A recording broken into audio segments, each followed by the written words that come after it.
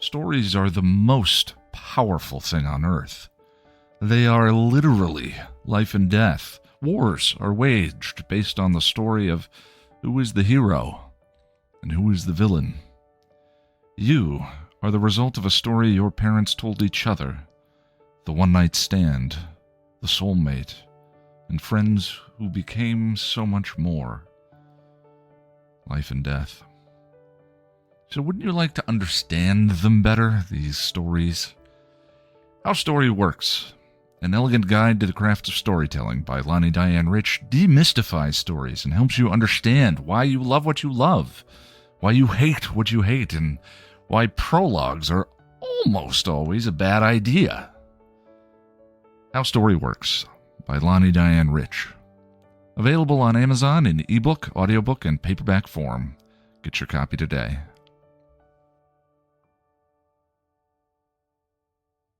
Welcome to Still Pretty, a Buffy the Vampire Slayer podcast from Chipperish Media. I'm film scholar who kind of stopped reading their homework assignments, Noelle LaCroix. And I'm story expert with powers of helping, Lani Diane Rich, and we are here today to talk about Help, the 4th episode of season 7. Help aired on October 15th, 2002, and was written by Rebecca Rand Kirshner and directed by Rick Rosenthal. Still Pretty is a fully spoiled, full-spectrum Buffy podcast, so if you haven't seen all of the show, go take care of that, and we'll try so hard to help we'll see paranormal where there's just normal. The other day after class, I jumped him in the parking lot, and I slammed his stupid ass insecure face right into the pavement. Okay, so let's go on patrol.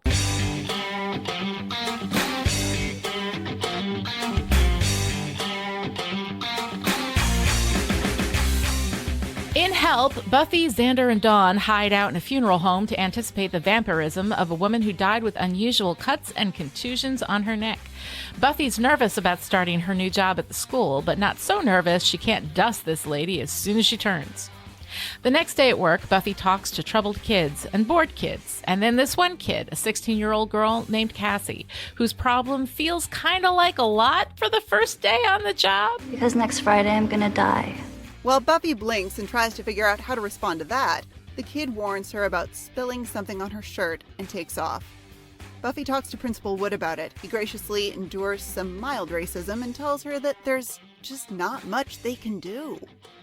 Buffy, who's kind of jazzed about the idea of preventing a death, spills coffee on her shirt and stains it. She goes to Dawn and recruits her to help. In the library, Dawn interrupts a boy named Mike trying to get Cassie to go to the winter formal with him, and then befriends Cassie over talk of homework and boys. At home, Buffy, Willow, and Xander research Cassie, finding a bunch of death poetry on her blog. Willow says that's pretty normal, and while Dawn likes Mike for the perp, they find some disturbing information about Cassie's dad. Oh, drunk and disorderly, disturbing the peace. Her dad's a drunk. A violent drunk? Xander and Buffy go to the dad's house and basically accuse him of beating his daughter. In a shocking turn of events, he gets really mad and yells at them. When they find out he won't be seeing her this Friday, they leave the house, and Cassie walks up to them to tell them that her dad isn't what kills her. They ask if she's planning to kill herself. She says no. She wants to live. She wants to go to the dance. She wants to grow up and release her fat phobia and realize that her cousins are doing the best they can, and that if they do get fat, it will not be the absolute indictment of their character that she's been led to believe it is by a culture that makes billions through a weight loss industry fueled by lies and deliberately encoded shame. Anyway, Cassie's gonna die, and she doesn't want to. I just know it's gonna happen. I don't know why and I don't know how, but something out there is gonna kill me. We cut to a bunch of boys in robes in the school performing some kind of ritual and lighting images of Cassie on fire. So, okay. At work, Buffy stares at Cassie's blog, reading her death poetry, trying to figure out a way to save her. Eventually, she goes down to the basement to find out if Spike knows anything. She asks if there's evil in the basement, and he says yes. He's a bad man. He cries as he says he hurt the girl and punches himself in the face. She asks him what he did, but it turns out he's talking about what he did to Buffy. She asks about Cassie, but Spike says he doesn't know anything. She leaves him there alone. Let him hurt the girl. Upstairs, while Principal Wood searches lockers, Buffy bumps into Mike and interrogates him about any anger issues he might be having from Cassie rejecting him. He seems okay with it. He might even ask Dawn to the dance if Cassie really won't go with him. Buffy gets offended that Dawn is his second choice, but then gets distracted when a bunch of coins fall out of a kid's locker. Cassie's death poetry mentioned coins. She pulls the kid in for a discussion, and he kind of confesses. I guess I know who you're talking about. She's some weirdo, suicidal poet girl. These guys I know want to mess with her. They've got this plan. After school, Dawn tries to walk Cassie home, and Cassie says she knows what's going on. Buffy asks Dawn to pretend to be Cassie's friend. Dawn confesses and says she really wants to be Cassie's friend. A jerk named Peter distracts Dawn for a minute, and when Dawn turns around, Cassie's not there anymore. Later that night, in the school library, Peter and his buddies sit in robes with candles, ready to sacrifice Cassie in order to get rich. And in the middle of the ritual, Buffy steps up and takes off her robe and kicks Peter around a bit, mocking him for failing to raise the demon. Except, he did. The demon attacks, Buffy fights, and Peter still tries to sacrifice Cassie, but then Spike comes in with a burning torch. Here to help. No hurting or go. Buffy takes the torch and lights the demon on fire while Spike attacks Peter, paying for every punch with his own pain. The boys run away. Spike unties Cassie and removes the duct tape from her mouth, and Cassie says, She'll tell you. Someday she'll tell you. Buffy tends to Cassie as Peter crawls to the demon, demanding his infinite riches. The demon bites him, and Buffy leaves him bleeding on the floor, which is appropriate. Spike runs off, and Buffy takes Cassie out, where a booby-trapped arrow almost gets Cassie, but Buffy catches it and snaps it in half. See? You can make a difference. Cassie sweetly tells Buffy that she will make a difference, and then collapses to the ground. Dead, from what we discover, is an undiagnosed heart condition. Later, Buffy, Dawn, Xander, and Willow sit in the Summers' living room, pondering the pointlessness of it all. Cassie was going to die no matter what Buffy did. Buffy says Cassie was special, and Buffy failed her. Dawn says no, Buffy listened, and she tried. But sometimes you can't help. So what do? Buffy asks, when you know that maybe, no matter what you do, you can't help. Next, we see Buffy arrive at work the next day, ready to listen and try again. All right, Noelle, so here we are. Season 7 is ramping up, and we're in Help, which is, I think, an interesting episode, but I want to know what you think about it. I love Cassie so much. Yes. I love Azura Sky. She's a delight. Cassie is so wonderful. I'm with her almost every step of the way, but I find the movements of everyone around her to be kind of infuriating. All right. I am not going to ask you to elaborate on that right now because you are going to talk about that in depth in a little bit. So I'm going to hold that off because there's some awesome stuff that you have to say about that. I like this episode. I've always liked this episode. And I think mostly it's the ending. Like, I like that Buffy failed. I like that she decides what the success state is, that it is saving Cassie, and she is going to do it no matter what. And then she can't stop things that are going to happen anyway. And you see her kind of dealing with that. And I can understand why you'd find a lot of this episode infuriating. Again, I'm really looking forward to that talk. But I like the big movements of this episode and how it seems to firmly know what it's doing and where it's going, not just in the episode, but in the season. And with reference to both what has already happened in Buffy and what's going to happen in Buffy.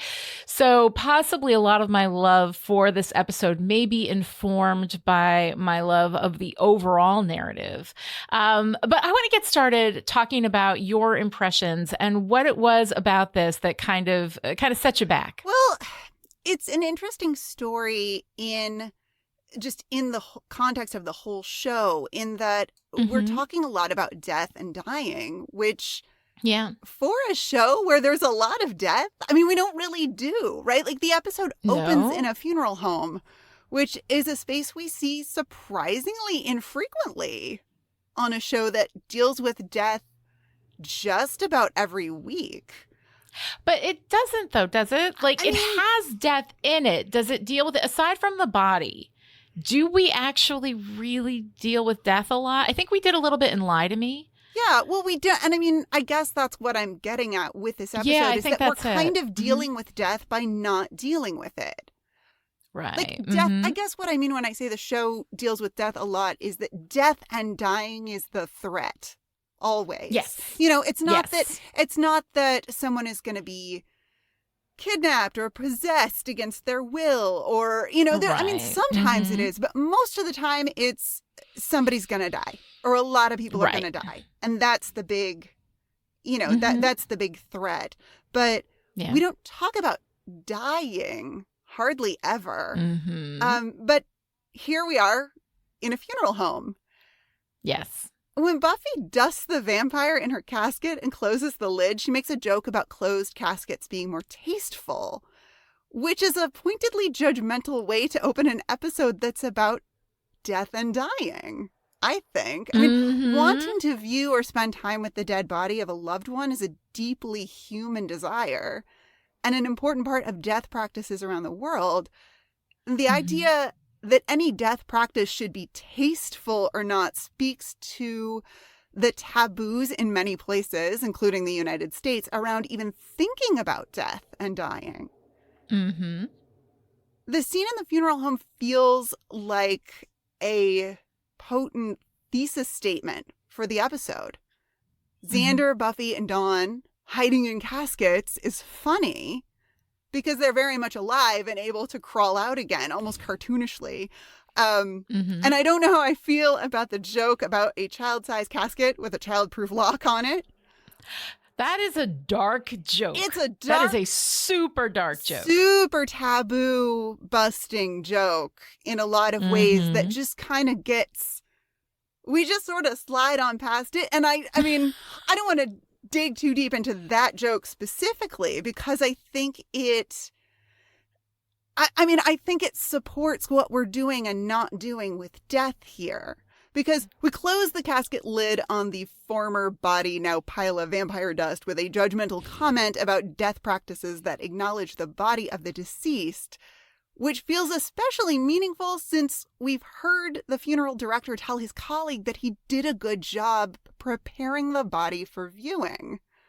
The same scene that portrays death as not that serious, with our Scoobies climbing out of caskets, also portrays death as so terribly serious that we can't even look at it, that we have to end the scene by closing the casket.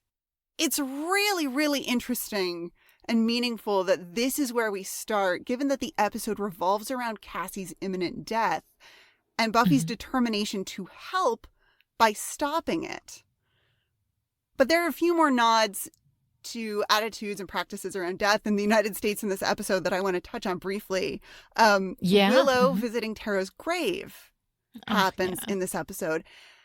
And the student who comes to see Buffy and is afraid that his brother, who has joined the Marines, won't come back. I love the parallels between these two mini stories. The student doesn't want to talk to his brother about his fears. I love that actor, by the way. I wish I had learned his name before we recorded, because he does such a wonderful job with that repeated, I don't want to talk to him. I don't want to talk about it. He doesn't want to talk about it at all. Right. And then on the other side, we have Willow talking to Tara at the cemetery. And just because we need a little bit more parallel between these two, we have Tara dies as a result of a gunshot wound, and someone in the armed forces who doesn't come back is likely to have been shot. Yeah. It's a really nice little nod to the inevitability of death, but also these similar but very different stories that are just kind of woven into this narrative about this girl who's going to die.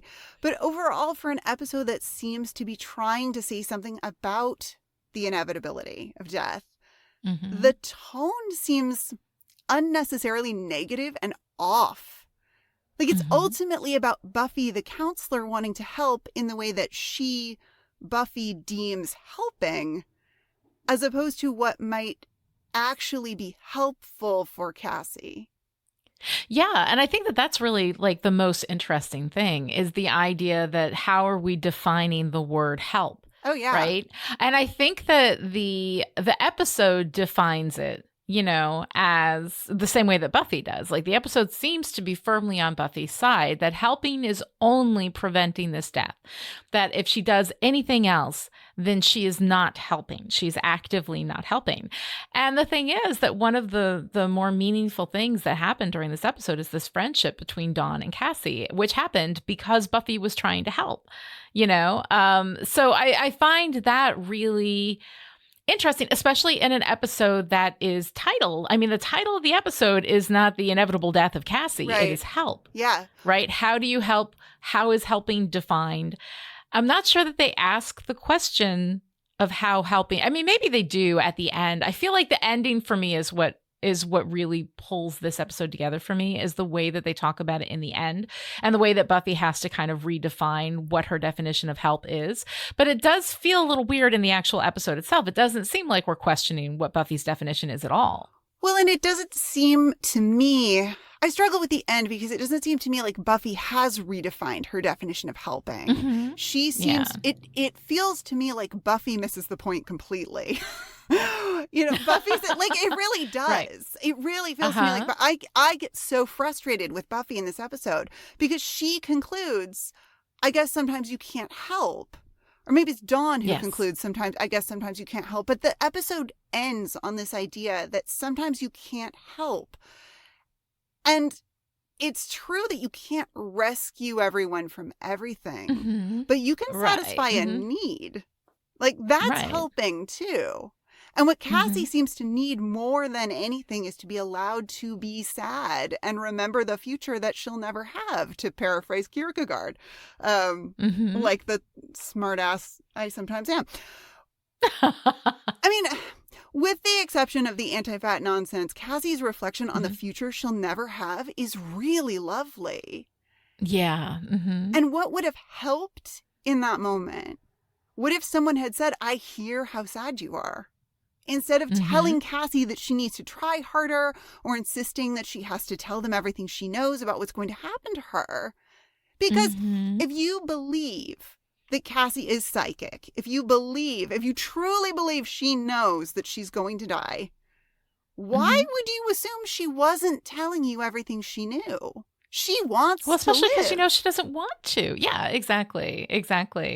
I find it interesting because I feel like, and I don't know who said, I guess sometimes you can't help. And instead of stopping the recording and going and looking it up, what I'm going to do is I'm going to allow myself to say, I don't know. And everybody listening can yell at me and be like, it was Dawn. I don't know. Dawn. But I think that I thought it was Buffy, and that Dawn was the one who corrected her. And that's what I've always taken away, is that Dawn says, you didn't fail, you tried, and because of you, she was my friend, and that has a value, in this.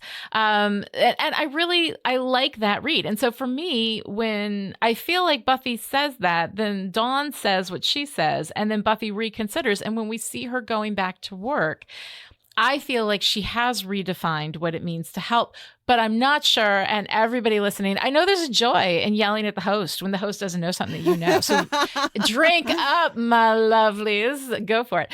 But what I really love about this, it always brings to mind for me the episode of Angel Epiphany, in which Angel says the thing that is the reason why I did the Still Dead podcast, because of this one piece of philosophy. If nothing we do matters, then all that matters is what we do. Yeah. Which I absolutely love, and I think is such a powerful idea.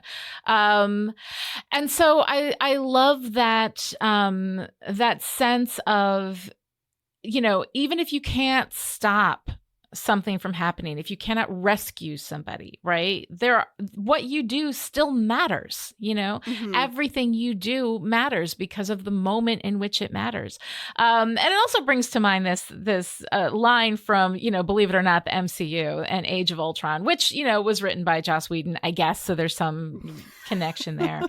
Joss Whedon, for all of his problems, has these moments where he'll write a line of dialogue that is really great. And I like this moment where Vision says, a thing isn't beautiful because it lasts, right? So we kind of get this moment here, from Dawn where she's saying she was my friend because of you. And the fact that Cassie died is sad, but it doesn't mean that Cassie's life didn't mean anything because it ended, And there's this line that people use all the time that I absolutely hate. And it's don't be sad because it ended, be happy because it happened, right? And I find that kind of toxically positive bullshit. Yeah. I think that you can be sad that someone has passed. You should feel all of those feelings. Don't be told that you can't have your feelings. But at the same time, you can also, in a complex existence like you have, be grateful that you had the time with them that you had, So I don't care for that because we're demonizing the sadness, right? The sadness is part of this human experience. Absolutely feel it. But it's okay to be both sad and grateful at the same time. And we actually see Dawn model this for us at the end of the episode when, with tears streaming down her face, she says she's grateful that she got to be friends with Cassie. Yeah. Yeah, Dawn is great in this episode. Yes. We'll get there when we start talking about characterization, but Dawn is just fantastic.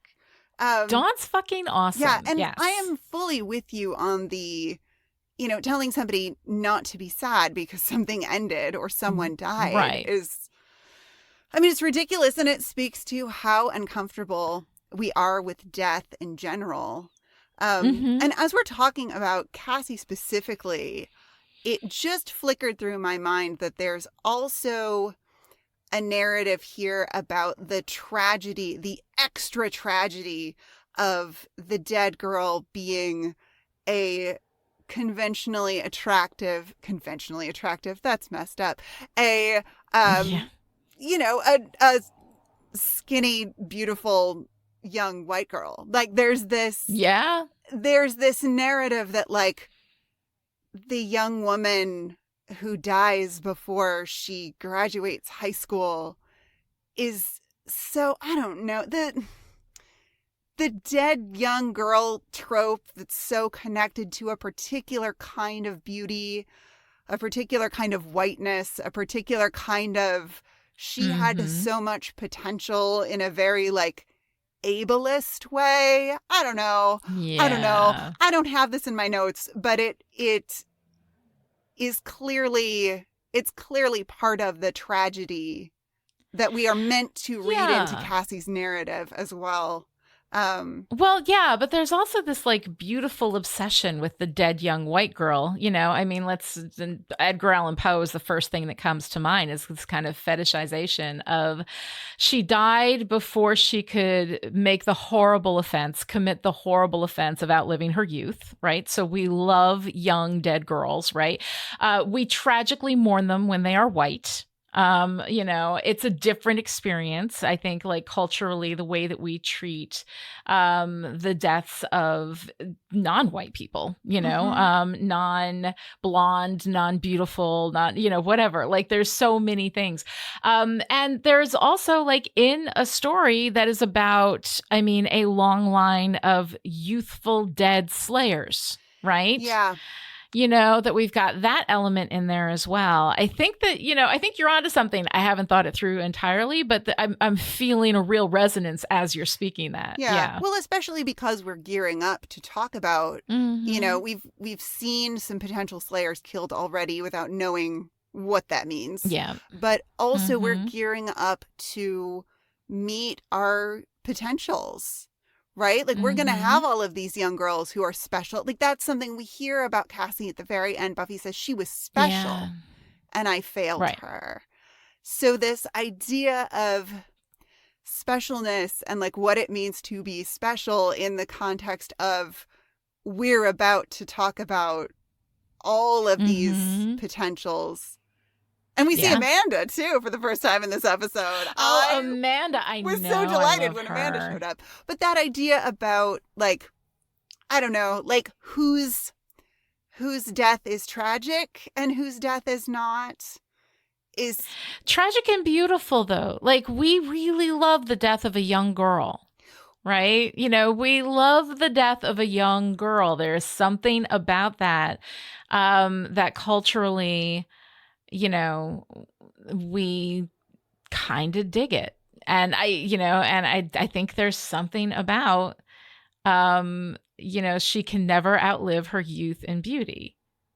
And that there's something about killing her young that preserves her two most valuable traits, right? Like, I don't know.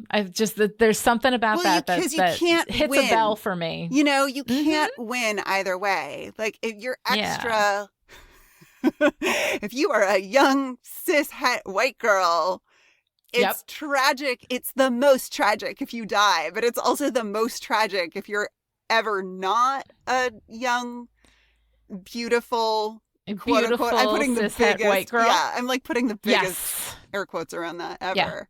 Yeah. Well, she was special. Right? She was special, and I failed her. Had she been ordinary, fuck her. But she was special, and I failed her, so now I have to be sad. Like, there is something about that is like, I think that there is a textual dive to go into there that I am clearly unprepared to do. But off the top of my head, for what that's worth, I see a resonance in this, like a deep resonance in this, and in the way that the story of the Slayers is generally told. Yeah. It's there's the fascination with the young dead girl. It's disturbing on a lot of levels. But since I'm not prepared to talk about that, I'm just going to move on, if that's okay, before I say something unbelievably stupid and unsupported by the text, because I haven't done my research. So one of the things I like about what we're doing here is kind of bringing up this philosophical question of, like, once again, going around this mulberry bush, because our stories love to play with this. The dance around destiny. What is destiny? What is going to happen no matter what is free will, what is our the effect of our will on the universe at large, all of that.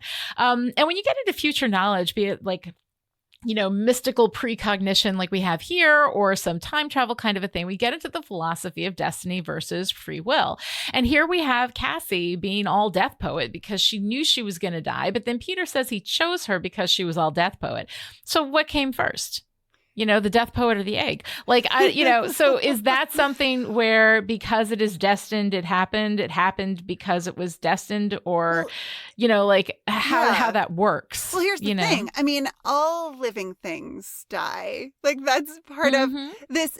This is another thing that I find so fascinating about the discourse around death in this episode in particular, is like, Cassie knows that she's going to die on Friday. She doesn't know. Yeah. She doesn't know how. She doesn't know exactly what's going to happen. She doesn't want to die, but she knows she's going to die on Friday. Well, we're all going to die. It might be Friday. Like, we don't know. You know what I mean? It might be. It's not. Yeah. Like, the fact that you or I or anyone we know is going to die should not be a surprise or a shock to us. So it's this, like, it's the specificity that is shocking and disturbing. Yes. We all know we're going to die. And I think some people are more cognizant of that than others for whatever reason. Yeah. For Cassie, it's because she has this precognition. She knows things, and she doesn't know how she knows things. Side note, I like that Cassie seems to become more psychic the closer she gets to the end of her life. Yeah. And maybe it's just that she shares more. Because she knows she's running out of time. She tells everyone, it's almost like the filter comes off, and she just starts telling everybody everything, because it doesn't. Because what the hell? Yeah. Right. Because she knows deeply that she's running out of time. So Cassie was going to die anyway. She is reflecting on her death because that's what she needs to do to process it, she is clearly in her writing trying to make some sort of peace with the reality of a death that she is not ready for, but she knows beyond a shadow of a doubt is coming. Peter says he chose her because no one would miss her if she died. I think that's true. I mean, it's not because she doesn't know how she's going to die. I mean, maybe if we wanted to do like an alternate timeline story, maybe there is a version of Cassie's death in which it's, Peter sacrifices her to the demon and kills her. I don't know. Well, yeah, I mean, and maybe that's why she doesn't know, because it's just that she's going to die, because there are 3 things that are going to kill her, right? It's either going to be Peter, or it's going to be the booby trap, the arrow that comes straight at her face. And when those fail, it's her heart, right? So it was going to be one of those things. So no matter what, she was going to die that night. Or she could have been hit by a car, or she could have gotten, or she could have been, there are a million things that could have happened. You could Russian doll your way through this and have a lot of fun. Oh, that would be fun to talk about. Anyway, yeah. So, like the way the episode sets it up as this, like, here are all of these opportunities for Cassie to die, and then her heart stops and she collapses, and that's it. But I don't know. I guess I don't read it as a, like, chicken and egg thing, because we're all going to die and Cassie just knows closer to the rest of us when. I don't know. Yeah. I don't know. So, yeah, I mean, when the destiny thing, see, I love a fate story or a destiny story, but when it's something like death, that doesn't work for me, because we're all going to die. Because we're all going to die. But the win of it, I think, is a question, and the fact that it's going to happen very soon isn't just that she's going to die. I mean, we all have an expiration date, but like that she is going to die now, I think is really, and so tragic, young girl, blah, blah, blah, see above what we said, right? So yeah, I think that that's kind of where the big question is, it's that it's an untimely death. Sure. I mean, or is it? Or is it? Is it the timeliest of deaths because it's supposed to happen and it's predestined and nothing we do matters, but everything matters. Right. If nothing we do matters, then all that matters is what we do. Right. There we go. We're back again. Yeah. I mean, here we go. Here we go again, right? If nothing we do matters, all that matters is what we do. You can't stop all of the harm in the world, but you can influence how people feel. You can't take somebody's pain away, but you can, you have some control over the conditions that you create while you are with them. Right. Which is the thing that irks me about this episode, because I feel like that's where, that's where the show fails Cassie. Except for Dawn, a little bit. Except for Dawn. I think that Dawn at the end. Yeah. I feel like that's very close. I kind of like that. All right. So I kind of wanted to talk a little bit about the reflections that I'm seeing here, which is another reason why I really like this episode, is that there feels like a real deliberateness to the stuff that's happening here. We have this vampire lady in the opening, right? And I mean, let's be clear. The vampire default on Buffy is men under 40, usually white men under 40. And any deviation from this standard is deliberate. It's usually for a reason, like when we had Sunday heading the vampires at the beginning of season 4 in The Freshman. But here we have something I don't know that we've ever seen before, like an older woman, right, as a vampire. It's really unusual. And so that kind of caught my attention. And later in the season, we see Spike killing people and burying them in the basement of a house that he said belonged to a woman. I think that's this lady. I think Spike killed this lady. And then he was there in the basement. Don't hurt the girl. I'm a bad man. Ooh, I think Spike, I think this is the lady that Spike kills later in the season. Also, we've got this like weird resonance with Reptile Boy of all things, right? Yeah. I mean, in Reptile Boy, we had a group of privileged young men sacrificing young girls to a demon in return for what? Infinite wealth and power, right? And in the end, this guy says, "Where's my infinite wealth?" Right? And interesting enough, in that episode, the girl they were going to sacrifice was named Callie. Oh boy. And this week we have Cassie, right? So it feels like we've just kind of scratched off some of the serial numbers and, and brought that idea back.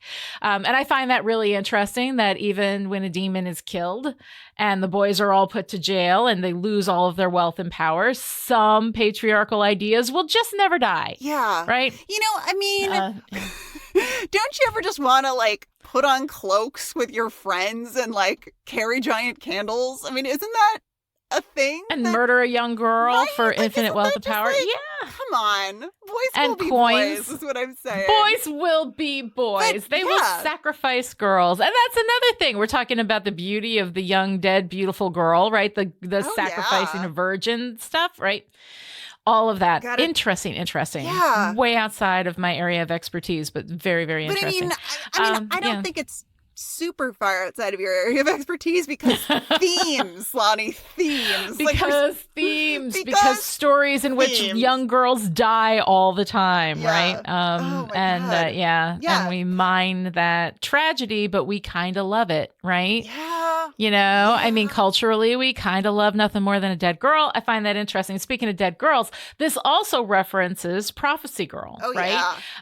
A 16-year-old girl, you know, and let's quote, beautiful, white, blonde, right? You know, with special gifts is going to die. And Buffy is trying to stop it because she sees herself in Cassie.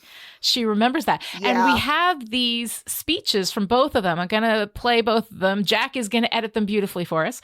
Our new editor, Jack Cram. Everybody say hi to Jack because he's awesome. He's going to edit these together for Everyone's us. cheering. Jack! Everyone's We love applauding. Jack. Yes. I want to see if Jack actually edits applause under there because that would be awesome. All right. So anyway, here is Buffy's speech and followed by Cassie's speech. So that's it, huh? I remember the drill. One Slayer dies, next one's called. Wonder who she is. Will you train her? Or will they send someone else? Buffy, To say how he's gonna kill me? Do you think it'll hurt? You even gonna tell me? I was hoping that I wouldn't have to, that there was some way around it. I've got a way around it. I quit. It's not that simple. I'm making it that simple. I quit. I resign. I'm fired.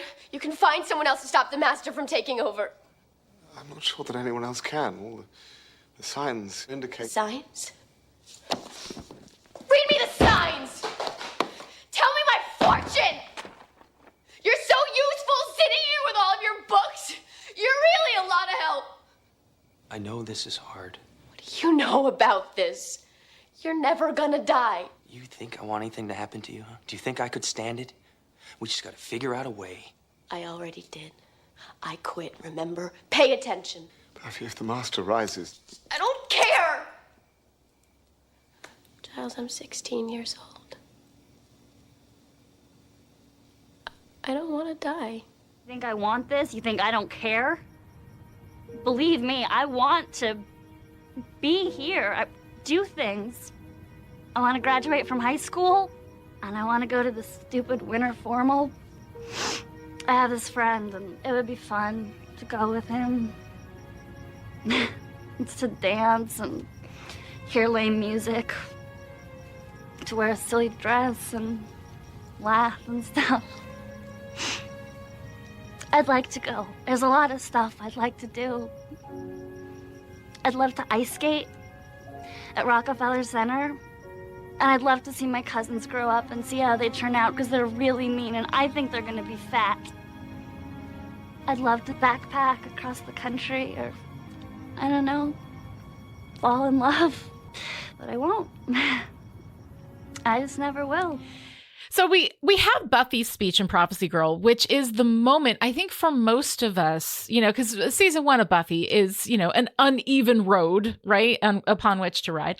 And you get to this moment in Prophecy Girl, and I think that is where it turns. It turns for me. That's when I start being like all about this show, because we have this moment where we are with Buffy. Like, we are in her experience. We are in her POV. And she is yelling at Giles, "You are so useless with your books." She's throwing things at him. "I'm 16 years old. I don't want to die." She wants to go to the dance, right, with the boy and maybe fall in love, which we see reflected in Cassie's speech. We will, of course, ignore. I already took a shot at it at the beginning, the fat phobia in Cassie's speech. So we'll go ahead and let that go for now and just reflect these two on each other. So we have the first one from Buffy's POV, where we are existing with her. I mean, a little bit with Giles, a little bit with Angel, but it's mostly about Buffy.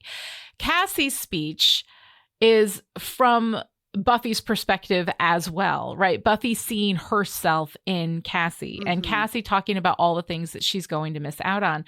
But we're taking time to, make it's tragic, but it's also, we're joking a little bit when she talks about her cousins and we get into the fat phobia, joke and whatever. And we're not living that tragedy in Cassie's moment the same way that we are in Buffy's, because we are with Buffy and we are watching Cassie. And I find it really interesting the way they are both Buffy, but from different perspectives. And so when Buffy's trying to save Cassie, I think Buffy is really trying to save herself at 16. Oh, yeah. Right? And I love that reflection. Oh, yeah. I just wish that were a little bit more, I don't know, dialed up, because I think I would feel less frustration with Buffy in this episode if we got just even the tiniest little bit more of a teeny tiny hint that Buffy is projecting. That this is a deliberate, and Buffy is okay, first of all, I think you're absolutely right. I think if the writer knew that they were reflecting that they would have done more with it. I really do, because that's that's just so beautiful, Yeah. At the same time, death of the author, whether the writer intended it or not, I see it. If I see it, it's there. Yeah. Power of the reader, right? And so I read that there, and I find it really, really interesting. And I think that on some level, as everybody who writes for the show or who watches the show lives the show, right, to a certain extent, that anybody who wrote that may not have consciously realized they were doing. I think they would have dialed it up had they realized it. But I think that they were absolutely doing that as a reflection of this incredibly powerful moment in Prophecy Girl, which is when most people who fall in love with Buffy get really into the show, is that powerful moment. Yeah, and it's so powerful because it's highly specific to Buffy. Yes. And I think that this relationship between Buffy and Cassie is powerful and potentially even more powerful, could have been more powerful, because it's so highly specific to Cassie. Cassie's experience is so highly specific to Cassie. But I do love that both of them are high school girls who just want to go to a dance and don't want to die. Right. And they don't get a choice in the matter. And that they don't. They don't. Yeah. But here's something that's kind of interesting, though.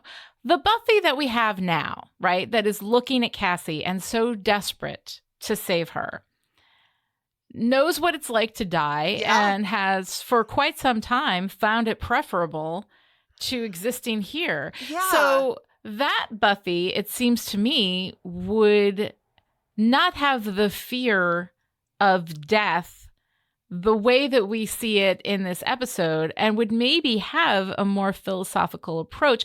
It is tragic for a 16-year-old girl who doesn't want to die. Yeah.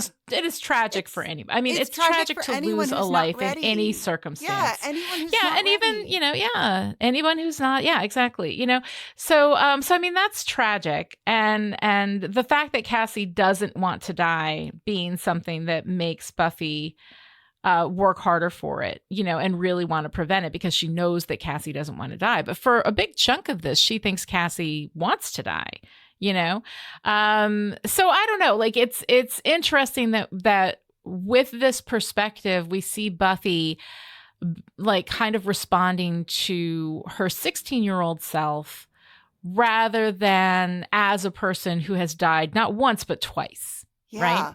Right. And found the experience not terrible the second time. Was happy she was in heaven, But the experience of being buried was traumatic.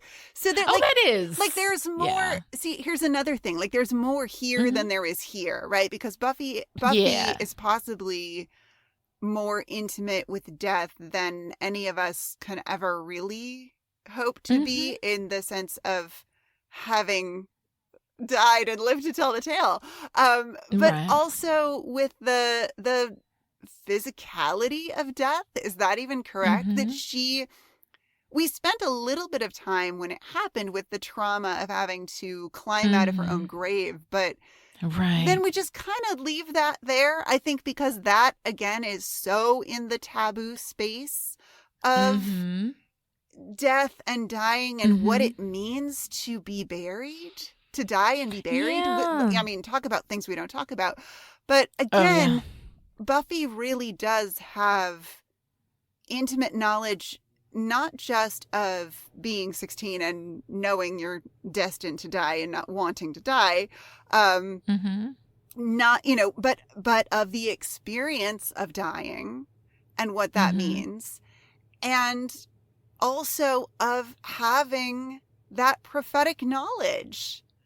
I've complained about a little bit before about how Buffy's sort of precognition comes and goes as we need it. Oh, yes, exactly. But Buffy, again, is in such a unique position to really empathize with Cassie and listen to her and believe her in ways that she doesn't. And that's where I get frustrated. Because Buffy seems to believe that Cassie wants to die. Even though Cassie doesn't present when she's sitting across from Buffy, again, really nicely mirrored there. You know, Buffy's now on the other side of the high school experience. I mean, she literally goes back to high school to mirror high school students. Anyway, Cassie doesn't present as someone who wants to die. And I think she says in that first interaction, you know, that she's not going to hurt herself. And she is kind of tickled by the suggestion that she would, because she very much wants to live. And she strikes me, now I know she's a fictional character, but she strikes me very much as a person who wants to live and not someone who is in danger of harming themselves.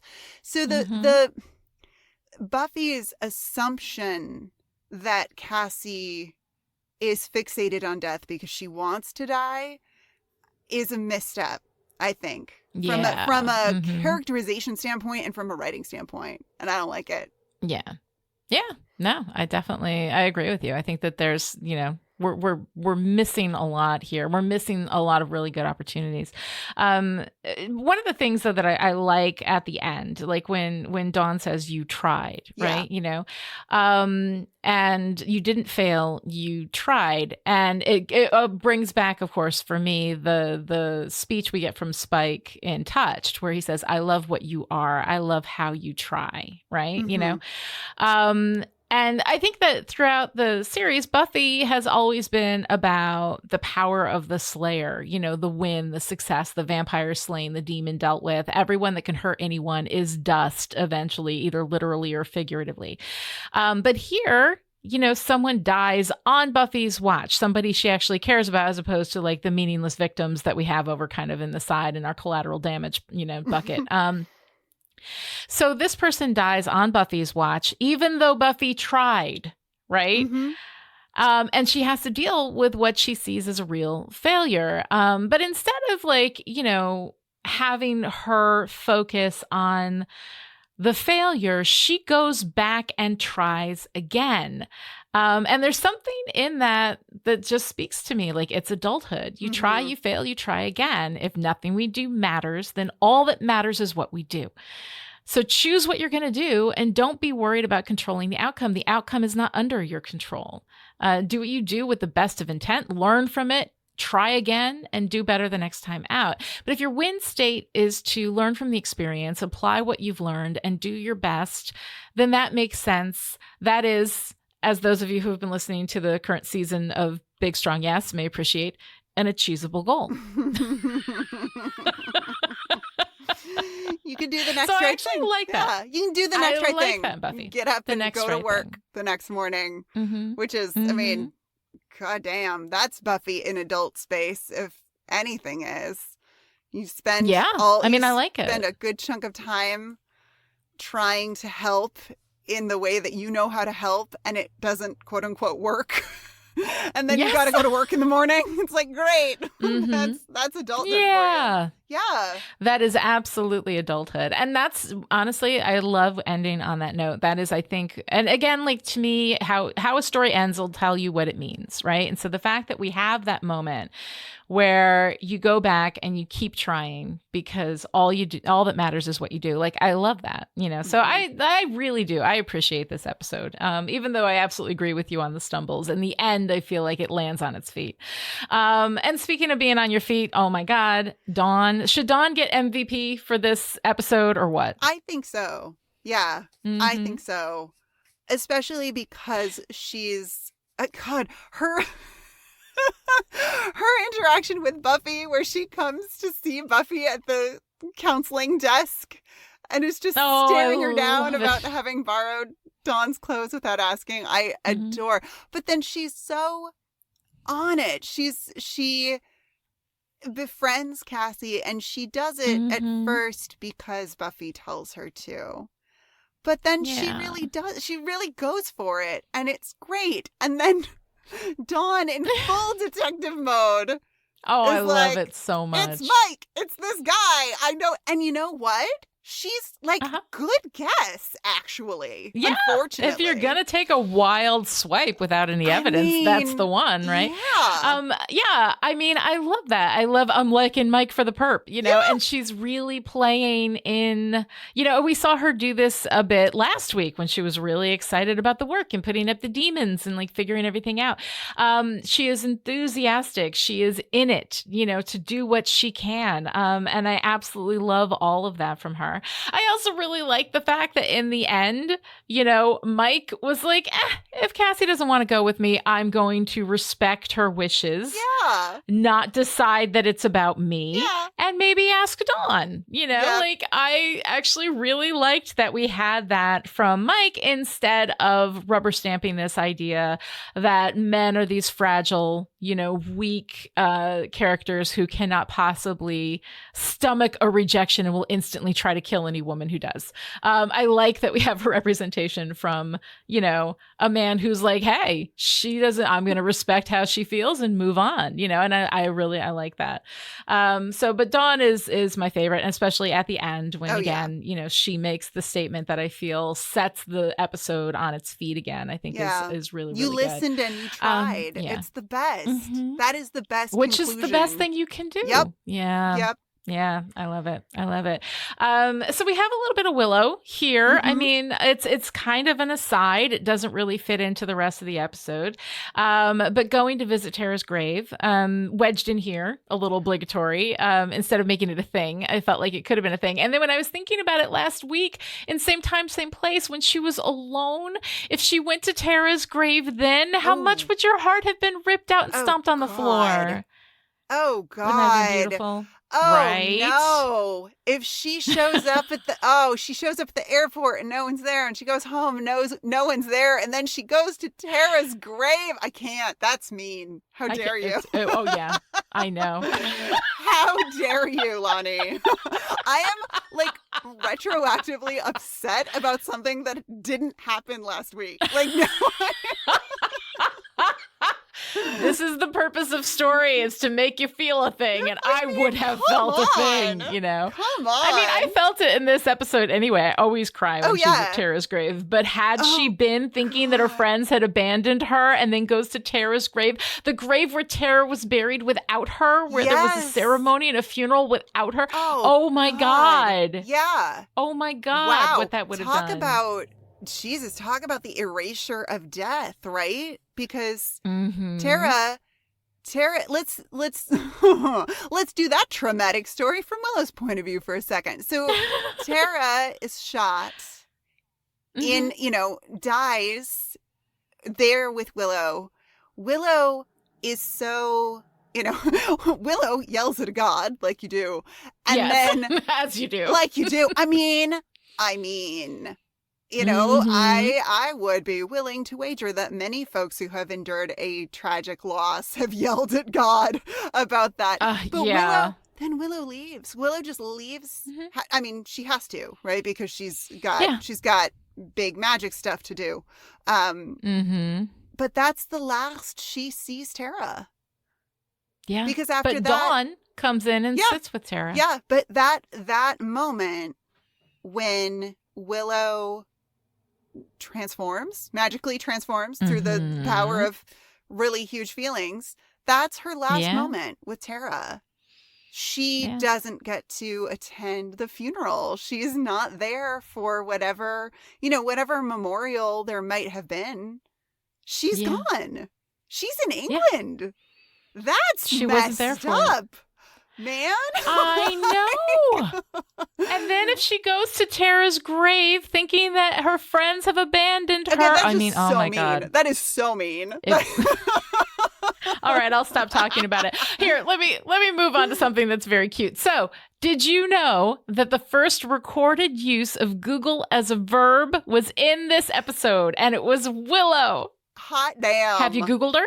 Hot damn. I love that so much.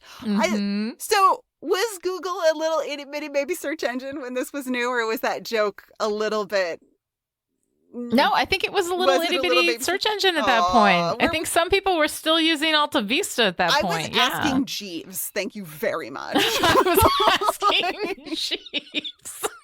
You know what? On Netscape Navigator, were you? Yes. AOL, excuse me. America Online with a little CD. Yes. You got a little CD. Yes. Yeah. Remember that CD that you got every single month, like freaking clockwork? Yes. Those CDs are now choking our oceans. But let's go on to talk about Spike as a bad man, because we're all going to die. So let's just keep going. All that matters is what we do, baby. All that matters is what we do. Spike is a bad man. Okay, I love Spike in this episode. I love when Buffy asks if there's evil in the basement. He says yes, and he means him. Yeah. I mean, I love it. I hurt the girl. And of course, if you think about that, the first is now using him to murder people, and that the lady in the thing was murdered by Spike, that gives it a whole other layer of meaning. Go. But I have to say, like, this moment when he's talking about what he did to Buffy and how he hurt her, you know, ever since we had Anya from Hallowed Ground Media talk about this in our episode on Seeing Red, I cannot get over how meaningful it is to see someone be truly sorry and repentant for this kind of act. Because my personal experience with that is excuses and defensiveness, and how it was, you know, the victim's fault. And so, like, I really do appreciate that. I feel that now. I think I've always felt that. I just never consciously realized it. And now Anya brought that up. And I can't unsee it. And I really kind of love it. I love that he feels terrible about what he did to Buffy. You know, and here's a vampire who stopped killing and eating people. And I'm not talking about, like, now that he has a soul. I'm talking about, like, in season 4, right? Because the pain from his chip is so debilitating. And yet, when it comes to saving Cassie, a girl he does not even know, he pushes through long enough to put that kid down, right? Even though it's just for a bit. Like, that is huge. And so I see Spike's relationship to violence changing. It used to be all one thing for him, like violence, death, love, sex, hate, all of it wrapped up together. And now we see him willingly paying the price for the violence he inflicts with his own pain. And I kind of love it. And, like, he doesn't know Cassie. Cassie isn't Buffy, but I think to Spike, Buffy is every girl, you know? She's the only girl, you know? And I think that he sees Buffy in Cassie as well, you know? And I love that moment too, where Cassie just looks at him and says, she'll tell you, someday she'll tell you. And of course, Spike's complete confusion at that is wonderful. And when Buffy does tell him at the end of the series, he doesn't allow it, which is always a sad note for me, but we'll talk about it when we get to Chosen. But yeah, I mean, like, I love this whole thing. All of Spike in this episode, I absolutely love. Well, and I love when he says, I hurt the girl. It's great because hurt could be past, present, or future tense, right? Yeah. I hurt the girl in the past. I hurt the girl. Yeah, I hurt the girl currently. Or I hurt the girl as in, you know, what will happen. So I love that in the moment, for a split second, we're not clear on who is he talking about? When is he talking about? And I like the idea that Cassie is a reflection of Buffy for Spike as well. That right. I like that. There's something really, really deep, I think, to be explored with Cassie as Buffy. Mm-hmm. And I think your observation about Spike plays into that as well. I think if we wanted to do a deep dive about that mirroring, we absolutely could. But you know, we've already done all of the things with this episode. We have done all of the things. So you know what? Now it is time for us to have this wonderful discussion. Noelle, tell me, what was your favorite part of Help? Okay, it's kind of goofy, but it's Cassie flirting with Mike over the idea of designing a tattoo. Oh, there are so many layers to this little scene moment performance-wise. She is both sad about not getting to go to the dance, but also enjoying this funny moment with her friend over something highly specific, which is always really fun and relatable. You know, they've had this conversation before. They've clearly discussed her drawing something for him in the past, and they settle on a sexy hula girl who is also a snake, which is just, I don't know, it's so charming. But then Cassie refers to herself as a snake in her poetry as well. So snakes, symbolic of death and rebirth. I just dig it. I dig it. It's kind of silly, but it's that specificity for a character that I think makes them feel so real and genuine. And I just love everything about that scene. What about you? I think it's What's awesome. your favorite part? I really like that too. I mean, Dawn, you know, just all the Dawn. I love her. I love her liking Mike for the perp. Like that is adorable. I love her enthusiasm. I love her wisdom, being able to be sad over Cassie's death and yet still grateful that she got to be her friend. I love that she is the one who delivers the episode, you know, back to its feet at the end. I love all of it. Dawn is fabulous. And the more I see of the show, the more I love her.